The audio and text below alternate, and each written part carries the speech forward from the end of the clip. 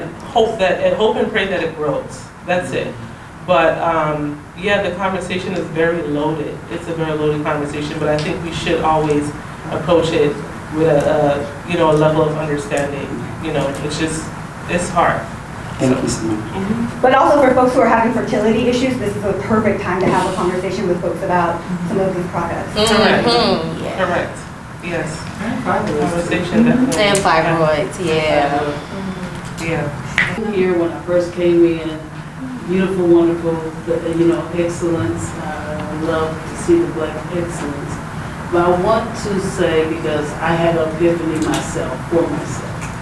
And in that, I want to say, because we're here, when you know something, you have to do something. Yes. You didn't know this just a few minutes ago.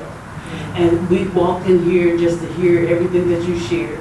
I want everybody here that received this today to become an agent of change, and how you can find one thing that you embrace in the beauty of just changing that beauty justice. Yes. Find something that you can change, because we're all here, desiring it, wanting it.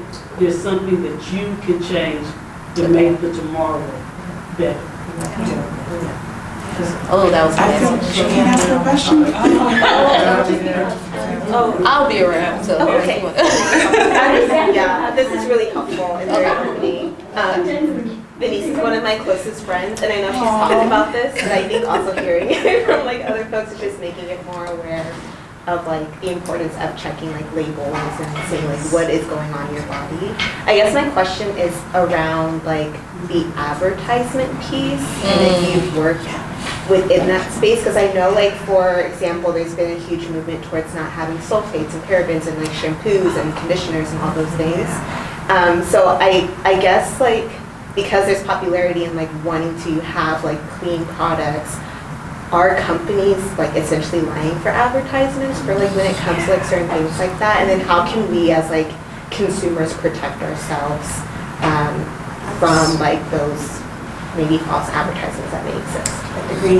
Greenwashing. Thank you. Yeah. Be careful of greenwashing. You could Google greenwashing, and there's so much articles on it. But these companies that will use they'll put eco in their title to make you think that it's safer, and organic. They'll use these terms. Check the ingredients list. If it's 10, 15, going on 30 ingredients, it's not. It's not eco. There's also, you'll see labels that'll say paraben-free, BPA-free, phthalate-free. These are new labels that are now popping up.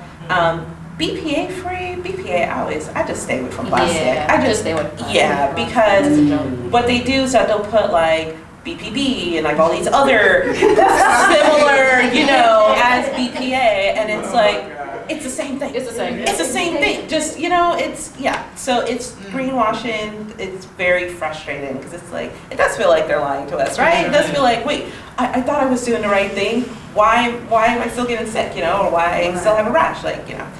It's and it's no way for some. I don't understand if there is a way for something to be phthalate free and have a fragrance in it, because fragrance is phthalate. That's the chemical that's used to get the smell from the skin to the nose, so that you feel you smell good. So it's if you see a product that says phthalate free and then fragrance, it means that they did not ask for that ingredients label of the fragrance that they added to their product.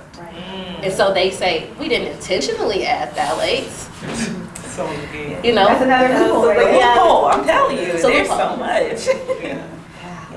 So I'm still stuck on the whole fragrance-free thing that popped up. Yeah, it's fragrance-free versus unscented. So unscented means that there's no scent, but they still add a fragrant ingredients, to your point, to counteract the chemical smell sometimes. Fragrance-free should mean that they don't add any fragrance ingredients into the product. That's what it should mean, And as a pediatrician, I want to remind y'all, she talked about these critical windows. So if you're going to be around kids, don't come smelling like a bunch of stuff. Yes. Only exposing their tiny little systems to a bunch of chemicals. Yes.